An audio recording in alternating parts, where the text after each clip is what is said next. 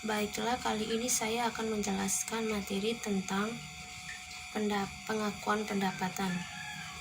Pengakuan pendapatan menurut PSAK nomor 23 adalah arus bruto manfaat ekonomi yang timbul dari aktivitas normal perusahaan selama periode, bila arus kas masuk itu mengakibatkan kenaikan ekuitas yang tidak berasal dari kontribusi penanaman modal.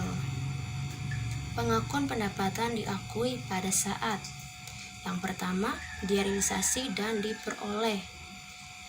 Nah, kita harus tahu prinsip-prinsip pengakuan pendapatan. Pendapatan yang berasal dari penjualan diakui tanggal terjadi transaksi, artinya tanggal penyerahan barang kepada pembeli. Yang kedua, pendapatan berasal dari penjualan jasa, diakui pada saat telah diselesaikan dan dapat ditagihkan ke pembeli. Itu seperti penagihan piutang contohnya ya. Dan yang ketiga, pendapatan dari pemberi izin, itu menggunakan aktiva perusahaan seperti bunga, sewa, dan royalti, diakui sejalan dengan berlakunya waktu atau pada saat aktiva telah digunakan. Dan yang terakhir, pendapatan dari penjualan aktiva tetap, diakui pada saat terjadinya penjualan. Berikutnya, pendapatan diakui pada saat pembayaran diterima. Cara ini dipakai apabila terdapat ketidakpastian mengenai kolektibilitas piutang dari penjualan tersebut. Hal ini disebabkan oleh belum berpindahnya hak kepemilikan atas bagi yang dijual sampai dengan dilunasinya pembayaran, sehingga ada kemungkinan terjadinya pembatalan transaksi penjualan, contohnya transaksi penjualan angsuran. Dan yang kedua, pendapatan dari penjualan konsinyasi. Nah, pendapatan ini baru diakui setelah terjadinya penjualan dan penyerahan dari komisioner kepada pembeli. Nah, yang berikutnya lagi, pendapatan diakui setelah proporsional selama tahap produksi. Nah, selanjutnya pendapatan diakui secara proporsional selama tahap produksi. Cara ini dipakai terutama oleh perusahaan kontraktor. Hal ini dilakukan karena sifat pekerjaan yang dilakukan biasanya memerlukan waktu penyelesaian melebihi satu periode akuntansi. Cara seperti ini dapat dilakukan apabila taksiran biaya penyelesaian dan tahap pengajuan penyelesaian kontrak dapat ditentukan.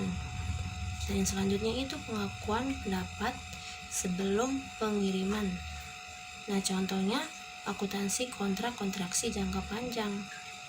Nah, pengakuan pendapatan sebelum pengiriman ini terdapat dua metode. Yang pertama, metode presentasi atau penyelesaian. Nah, alasan pembeli dan penjualan memiliki irrevocable right. Dan yang kedua, metode kontrak selesai dengan menggunakan metode percentage of completion. Nah, jika estimasi kemajuan pekerjaan, pendapatan, dan seluruh kondisi berikut ada. 1. Kontrak secara jelas menetapkan irrevocable right terkait dengan barang atau jasa oleh masing-masing pihak. Selain itu, berkaitan juga dengan pembayaran. Yang kedua, pembelian dapat diharapkan memenuhi seluruh kewajibannya. Yang ketiga, kontraktor dapat diharapkan melaksanakan pekerjaan sesuai kontrak seperti jangka waktu yang telah ditentukan. Nah, selanjutnya ini perusahaan harus menggunakan metode kontrak selesai jika satu di antara kondisi berikut ini terpenuhi. Poin pertama, perusahaan memiliki kontrak jangka pendek. Poin kedua, perusahaan tidak dapat memenuhi kondisi untuk menggunakan metode presentasi penyelesaian. Poin ketiga, ada inherent hazard dalam kontrak di luar kondisi normal yang menimbulkan risiko bisnis. Nah, selanjutnya ini kita akan menjelaskan metode kontrak selesai. Perusahaan mengakui pendapatan dan laba kotor hanya pada saat penjualan, yaitu ketika kontrak telah diselesaikan. Nah, metode kontrak selesai ini terdapat rugi kontrak jangka panjang.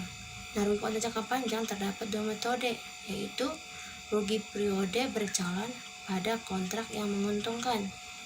Nah, yang ini berkaitan dengan estimasi kenaikan kos pada periode sekarang untuk menyesuaikan laba kotor periode sebelumnya.